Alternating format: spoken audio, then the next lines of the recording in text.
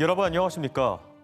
신년 기자회견에서 사실을 왜곡하는 MBC에는 답을 하지 않겠다며 이른바 입틀막 선택적 언론관을 드러낸 이장우 대전시장. 알고 보니 이 시장은 비상계엄 당시 11시간 종족을 감춘 자신에 대한 대전 MBC의 보도를 두고 왜곡됐다고 주장하는 것으로 전해졌습니다. 취재진은 이 시장에게 다시 찾아가 뭐가 왜곡된 거냐고 재차 물었지만 돌아오는 대답은 스토커냐, 예의 지켜라는 말뿐이었습니다. 김성국 기자가 취재했습니다. 왜곡 보도하는 MBC에는 답을 하지 않겠다며 취재진의 질문을 막은 이장우 대전시장. 대전 MBC 취재진은 외부 행사에 참석한 이 시장을 찾아 발언의 진위를 물었습니다. 시장님, MBC입니다. 뭐가 왜곡됐다는 겁니까? 스토커들인가? 재차 질문하자 이 시장은 반말로 대답하며 날선 반응을 보였습니다. 11시간 동안 뭐 하신 겁니까? 예의를 지켜, 예의를. 이게 뭐가 왜곡됐다는 거예요, 시장님? 국민들이 다 그렇게 얘기해. 11시간. 앞서 이 시장은 공식 기자회견에서 전국과 관련한 내용을 물으려던 대전 MBC 취재진의 질문을 뚝 끊었습니다. MBC는 답을 안 하겠습니다. 여쭤봐도 될까요? 네? 아, 됐습니다. 답해서 하면 왜곡할 건데 뭐. 알고 보니 이 시장은 12.3 내란 당시 자신의 행적에 대한 대전 MBC의 보도가 왜곡됐다고 주장하는 것으로 전해졌습니다. 집에서 보고를 받으면서 우리 집사람하고 밤샜습니다. 지방 정부가 무력화됐던 비상계엄 당시 비상근무에 나서지 않은 건 충청권 시도지사 가운데 이장우 대전시장이 유일했습니다. 계엄 관련 긴급회의를 부시장에게 맡긴 채 계엄 선포 후 약 11시간 동안 총적을 감췄다는 의문에 이장우 시장은 근거 있는 답을 해야 할 것이다. 대전 MBC는 이장우 대전시장의 발언 의도와 기자회견장에서 묻지 못한 질문을 모아 대전시에 전달했지만 아직 답변을 받지 못했습니다. 정의당 대전시당은 논평을 내고 시민의 알 권리와 언론의 자유를 훼손한 이 시장은 공직자 자격 미달이라고 비판했고 전국 MBC 기자회도 성명을 내 기자의 입을 틀어막은 이 시장은 즉각 사과해야 한다고 강조했습니다. MBC 뉴스 김성국입니다. 11시간 동안 뭐 하셨어요? 그동안 이장우 대전시장은 시장직에 오른 뒤 비판적인 언론의 반감을 여과 없이 드러냈습니다. 민서 8개 대전시에서 언론 길들이기가 이뤄졌다는 주장도 나옵니다. 이어서 이승섭 기자입니다. 민선 8기 출범 직후인 지난 2022년 여름 지역 인터넷 언론인 디트뉴스는 대전시장직 인수위원회를 비판하는 보도를 했습니다. 그해 말 대전시는 디트뉴스에 제공하던 광고를 중단했습니다.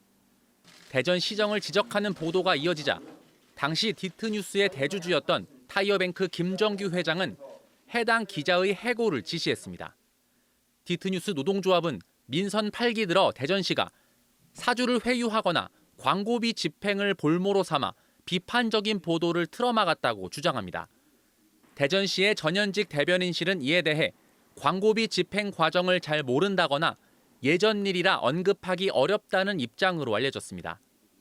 이장우 대전시장은 지난해 11월 KBS 대전이 대전시의 스타벅스 리저브 로스터리 매장 유치와 관련한 법령 위반 논란을 보도하자 이를 악의적이라고 말하기도 했습니다. KBS 보도는 아주 악의적인 보도라고 보고 있습니다. 여기에 비상계엄 당시의 행적을 따져 물은 대전 MBC 취재진은 질문 자체를 가로막았습니다. 국민의힘 대전시당은 한술 더 떠 대변인 명의의 논평에서 MBC는 가짜 뉴스 공장이라고 낙인 찍었습니다. 이장우 시장한테 불리한 질문, 불편한 질문을 하게 되면 얼마든지 이런 식으로 MBC처럼 보복 혹은 배제가 된다는 걸 알기 때문에 굉장히 부정적인 학습 효과를 추 수밖에 없다. 비판은 멀리하고 자기 입맛에 맞는 보도만 선택하려는 언론과는 윤석열 정부와 대전시, 여당인 국민의힘이 일맥상통합니다. 권력에 대한 견제와 감시는 민주주의의 기본입니다. MBC 뉴스 이승섭입니다. 경호처의 저항으로 윤석열 대통령 체포영장 집행이 실패한 가운데 야당에서 대통령 경호처 폐지법을 잇따라 내놓고 있습니다. 더불어민주당 황명선 의원은 경호처가 대통령 개인의 사병 조직으로 전락했다며 대통령 경호처를 폐지하고 경찰청 산하에 대통령 경호국을 만들어 국가 원수 등의 경호를 담당하도록 하는 내용의 법안을 대표 발의했습니다. 앞서 신장식 조국혁신당 의원과 민영배 민주당 의원도 각각 대통령 경호처를 폐지하는 내용을 담은 법안을 발의했습니다.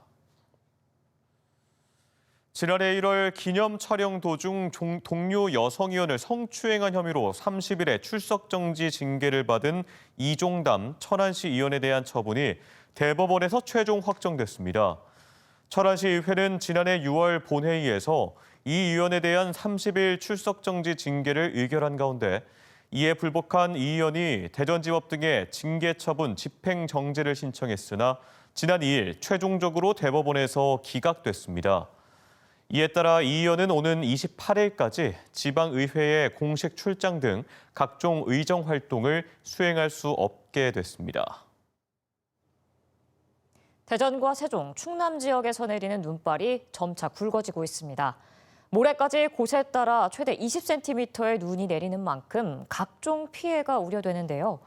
눈이 그친 뒤로는 아침 기온이 영하 10도 아래로 떨어지는 최강 한파가 찾아오겠습니다. 윤소영 기자입니다. 오늘 오후 들어 대전 도심에서 눈발이 날리기 시작했습니다. 한때 앞을 분간하기 어려울 정도로 강한 눈이 내렸습니다. 모레까지 가장 많은 눈이 예보된 지역은 충남 남부 서해안으로 최대 20cm가 넘는 눈이 내리겠습니다. 이 밖에 충남 지역은 5에서 15cm, 대전과 세종은 3에서 8cm의 눈이 오겠습니다. 특히 오후 들어 대설 예비특보가 발효된 태안과 보령 등 충남 지역은 오늘 밤부터 시간당 최대 3cm의 많은 눈이 쏟아지겠습니다. 올겨울 가장 기록적인 폭설입니다. 오늘 밤 대전, 세종, 충남 대부분 지역으로 확대될 것으로 보입니다. 이 눈은 9일 낮까지 강약을 반복하면서 이어질 것으로. 날씨도 급격히 추워졌습니다. 북쪽 상공의 한기가 내려오면서 오늘 낮 최고 기온은 1도에서 3도로 어제보다 4도가량 낮았습니다. 어제보다 좀 추워요. 어제도 제가 운동을 했는데 어제보다 좀 바람이 좀 세게 부는데. 눈이 그친 뒤로는 이번 겨울 최강 한파가 찾아올 전망입니다. 모레부터 아침 최저 기온은 영하 10도 안팎으로 떨어지겠고 한낮 기온도 당분간 영하권에 머물겠습니다. 대전지방기상청은 쌓인 눈이 얼어붙어 빙판길이 되는 곳이 많겠고 시설물 붕괴 피해가 우려된다며 대비를 당부했습니다. MBC 뉴스 윤소영입니다. 오늘 오전 7시 40분쯤 예산군 오가면 대전 당진고속도로 당진 방향 예산나들목 분기점 인근 도로에서 21톤 택배 차량이 안전표지판을 들이받고 옆으로 쓰러졌습니다. 이 사고로 50대 운전자가 경상을 입고 병원으로 옮겨졌으며 일대 교통이 막히면서 우회 서행하던 차량 6대와 4대가 잇따라 추돌하면서 2명이 다쳤습니다. 한국과학기술원 카이스트의 정시 지원자가 무려 40% 가까이 급감한 것으로 나타났습니다.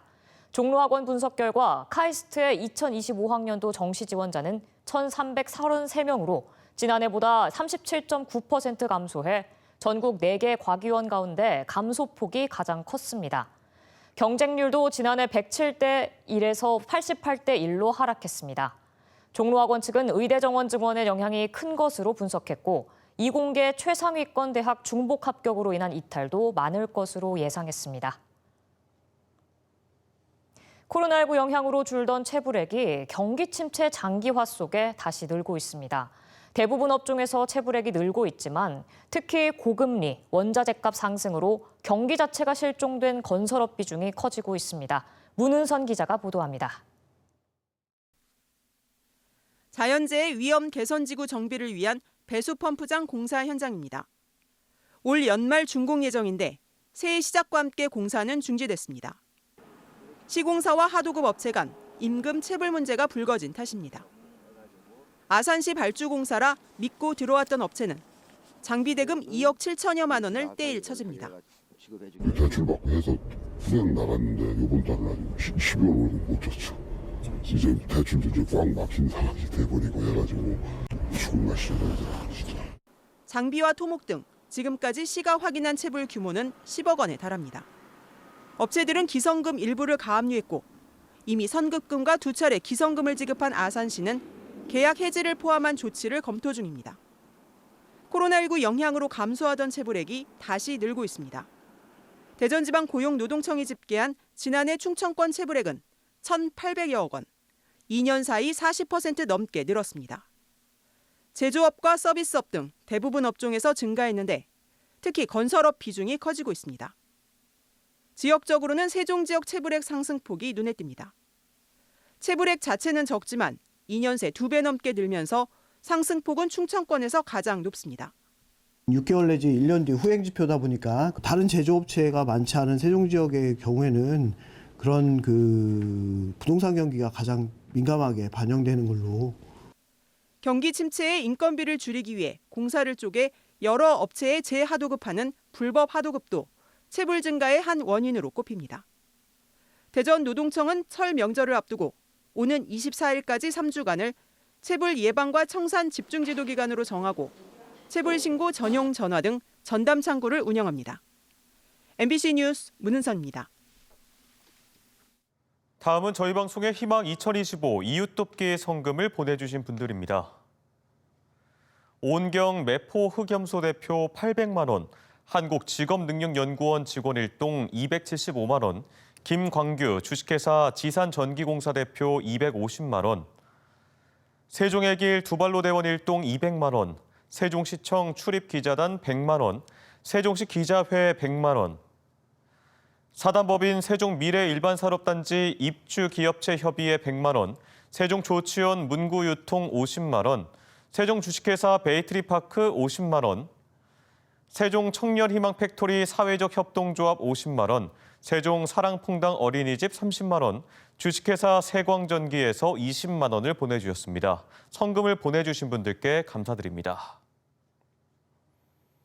지금까지 대전, 세종, 충남 소식이었습니다. 고맙습니다.